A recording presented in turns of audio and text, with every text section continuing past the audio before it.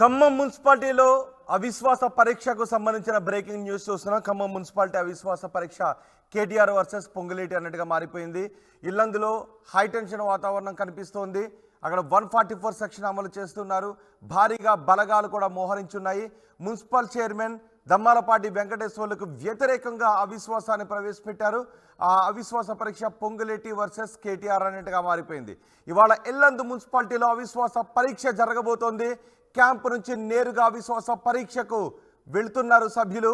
అవిశ్వాస నేపథ్యంలో అధికార పార్టీ ప్రలోభాలకు బెదిరింపులకు దిగుతోంది అంటూ బీఆర్ఎస్ ఆరోపిస్తోంది.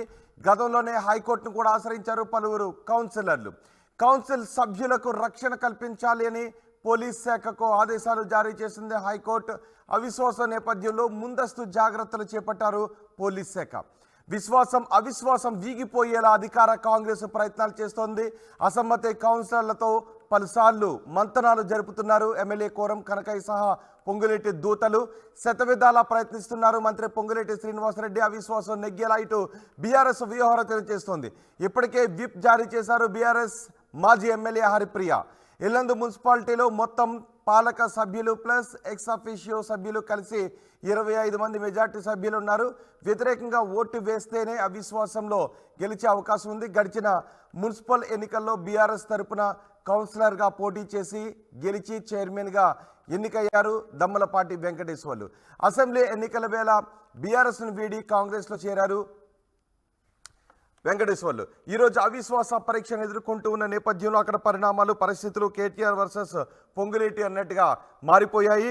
దీనిపై మరింత సమాచారం ఇల్లందు నుంచి మా ప్రతినిధి ఉదయ్ అందిస్తారు. ఉదయ్, ఏం జరుగుతోంది అవిశ్వాస పరీక్ష నేపథ్యంలో ఇల్లందులో?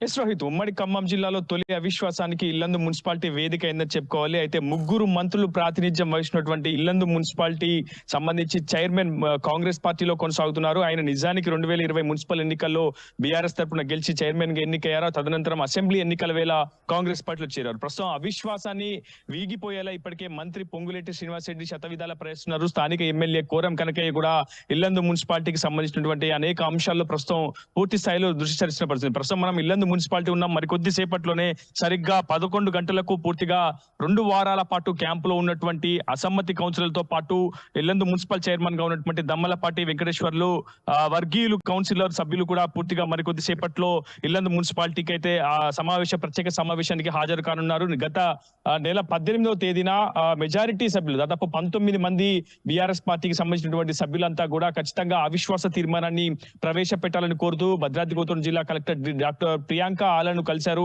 ఇప్పటికే ఈ రోజు నోటిఫికేషన్ కూడా జారీ చేశారు. మరికొద్ది సేపట్లో ప్రత్యేక అధికారి ఆర్డీఓ శిరీష ఆధ్వర్యంలో ప్రస్తుతం ప్రత్యేక సమావేశం కొనసాగుతుంది. దాదాపు మొత్తం ఇల్లందు మున్సిపాలిటీలో 24 మంది సభ్యులు ఉండగా ఎక్స్ అఫీషియో సభ్యుడిగా ఎమ్మెల్యే తన ఓటు హక్కును అయితే వినియోగించుకున్నారు. మొత్తం 25 సభ్యుల్లో 2/3 మెజారిటీ అంటే దాదాపు 17 కౌన్సిల్ సభ్యుల మద్దతు ఎవరికైతే ఉంటుందో ఖచ్చితంగా ఉంటే అవిశ్వాసం నెగ్గుతుంది. ఆ 17 మంది కౌన్సిలర్ల మద్దతు ఉండకపోతే అవిశ్వాసం మిగిపోతుంది. అయితే ప్రధానంగా గడిచినటువంటి మున్సిపల్ ఎన్నికల్లో 19 స్థానాలు బీఆర్ఎస్ కైవసం చేసుకుంటే 3 స్థానాలు ఇండిపెండెంట్ సభ్యులు కైవసం చేసుకుంటే మరో 2 స్థానాలు సిపిఐతో పాటు సిపిఐఎంఎల్ న్యూ డెమోక్రసీ కైవసం చేసుకుంది. సో ఖచ్చితంగా మొదటి నుంచి కూడా పొంగులేటి శ్రీనివాసరెడ్డి ఎప్పుడైతే అసెంబ్లీ ఎన్నికల వేళ మున్సిపల్ చైర్మన్ గా వ్యవహరిస్తున్నటువంటి డివి కాంగ్రెస్ పార్టీలు చేరారో ఖచ్చితంగా ఆయనకు మద్దతుగా ఉంటాం, అండగా ఉంటామని గతంలోనే ప్రకటించడం జరిగింది. అవిశ్వాసాన్ని ఎప్పుడైతే కౌన్సిల్ సభ్యులు ప్రవేశపెట్టారో పూర్తిగా దీనికి సంబంధించి మొదటి నుంచి పొంగులేటితో పాటు స్థానిక ఎమ్మెల్యే కోరం కనకయ్య కూడా అటు అసమ్మతి కౌన్సిలర్తో మంతనాలు జరుపుతూ వచ్చారు. ఇటీవల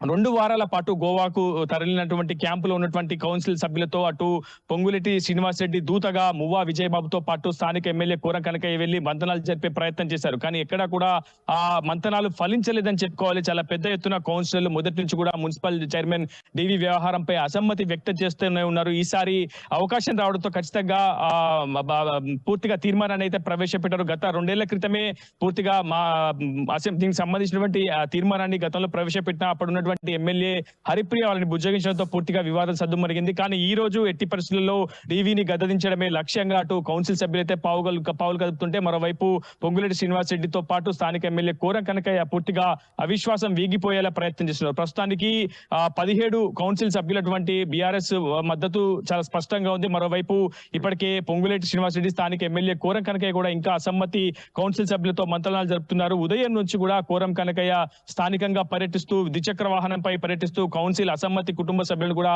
కలిసే ప్రయత్నం చేస్తున్నారు. ఎట్టి పరిస్థితుల్లో అవిశ్వాసం నెగ్గకుండా మున్సిపల్ చైర్మన్ డీవీని గద్దెదింపకుండేందుకు అటు శతవిధాల అధికార పార్టీ అయితే వ్యవహరిస్తుంది. అయితే దీనికి సంబంధించి కౌన్సిల్ సభ్యులు కూడా హైకోర్టును ఆశ్రయించారు. ఒకవైపు అధికార కాంగ్రెస్ పార్టీ నేతలు, స్థానిక ఎమ్మెల్యేతో పాటు మరి కొంతమంది తమను ఇబ్బందులకు గురి చేస్తున్నారు, కేసులు పెడుతున్నారు, పూర్తి స్థాయిలో ఇబ్బందులు గురి చేస్తున్నారని ఇప్పటికే హైకోర్టును ఆశ్రయించారు. తమకు రక్షణ కల్పించాలని చెప్పి హైకోర్టు జడ్జిని కూడా కోరారు. ఈ నేపథ్యంలోనే హైకోర్టు ధర్మాసనం కూడా ఖచ్చితంగా కౌన్సిల్ సభ్యులకు రక్షణ కల్పించాలని ఇప్పటికే స్థానిక ఎస్పీతో పాటు డీజీపీకి కూడా ఆదేశాలు జారీ చేసింది. ఇప్పటికే కలెక్టర్ తో పాటు స్థానిక ఎంఆర్ఓ కూడా దీనికి సంబంధించి 144 సెక్షన్ అమల్లో ఉంచారు. ఉదయం నుంచి భారీ మొత్తంలో పోలీసులు బలాబలాలు ఏ విధంగా ఉన్నాయని అంచనా వేసుకుంటున్నారు. ఇటు అధికార కాంగ్రెస్ అలాగే బీఆర్ఎస్ బలాబలాలు ఏ విధంగా ఉన్నాయని అంచనా వేసుకుంటున్నారు. ఇటు కాంగ్రెస్ మా కౌన్సిలర్లకు ప్రలోభాలు పెడుతున్నారు, బెదిరింపులకు దిగుతున్నారు అని బీఆర్ఎస్ నేతలు ఆరోపిస్తున్నారు. సో బలాబలాలు ఏ విధంగా ఉన్నాయి?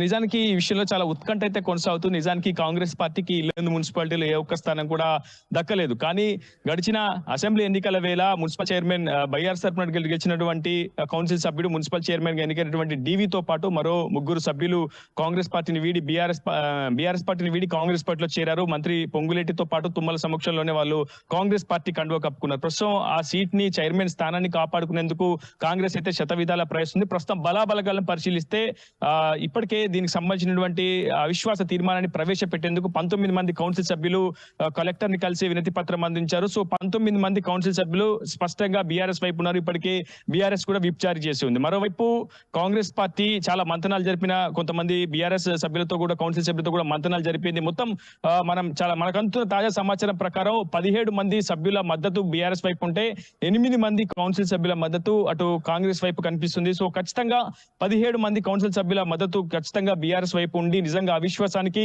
17 మంది కౌన్సిల్ సభ్యులు మద్దతు తెలిపితే కనుక ఖచ్చితంగా చైర్మన్ పదవి నుంచి డీవీ అయితే గద్దెదిగే అవకాశం ఉంది. మొత్తంగా రాష్ట్ర వ్యాప్తంగా కాంగ్రెస్ పార్టీ మున్సిపాలిటీలను తిరిగి కైవసం చేసుకున్న నేపథ్యంలో కాంగ్రెస్ పార్టీ నుంచి ప్రాతినిధ్యం వహించినటువంటి మున్సిపల్ చైర్మన్ గా ప్రాతినిధ్యం డీవీ గద్దెదించితే మాత్రం ఖచ్చితంగా కాంగ్రెస్ పార్టీకి అతిపెద్ద బిగ్ షాక్ అయితే తగలుందని చెప్పుకోవాలి. 3 మంత్రులు అంటే ఒకవైపు బట్టి విక్రమార్క, మరోవైపు తుమ్మల, మరోవైపు పొంగులేటి 3 మంత్రులు ప్రాతినిధ్యం వహించినటువంటి ఉమ్మడి ఖమ్మం జిల్లాలో ఇల్లందు మున్సిపల్ పీఠం చాలా సీరియస్ గా ఉంది. చాలా ఉత్కంఠ అయితే కొనసాగుతుంది. నిజానికి బలాబలగాలు చాలా పోటాపోటీగా ఉన్నాయి. ఉత్కంఠకు నిజంగా తెరలేపిందని చెప్పుకోవాలి. ఇప్పటికీ స్థానిక ఎమ్మెల్యే కోరం కనకయ్య ఇంకా పూర్తి స్థాయిలో ఇల్లందు వ్యాప్తంగా పర్యటిస్తూ ఇల్లందు మున్సిపాలిటీలో కౌన్సిల్ సభ్యుల కుటుంబాల దగ్గర కూడా వెళ్లి నేరుగా మంత్రాలు జరిపే ప్రయత్నం అయితే జరుగుతున్న సమాచారం అయితే మనకు అంతోంది రోహిత్. ఏదేమైనప్పటికీ సరిగ్గా మరికొన్ని గంటల్లోనే దీనికి సంబంధించి ఒక క్లారిటీ వచ్చేది ఉంది. నిజంగా చైర్మన్ గా డీవీ ఉంటారా లేదా గద్దె దిగుతారా, ఆయన పదవిచ్యుతులు అవుతారా, నిజంగా కౌన్సిల్ సభ్యుల అవిశ్వాసానికి కట్టుబడి ఉంటారా లేదా ప్రలోభాలకు గురవుతారని మాత్రం మనకు వచ్చేపట్లో తెలియదు రోహిత్.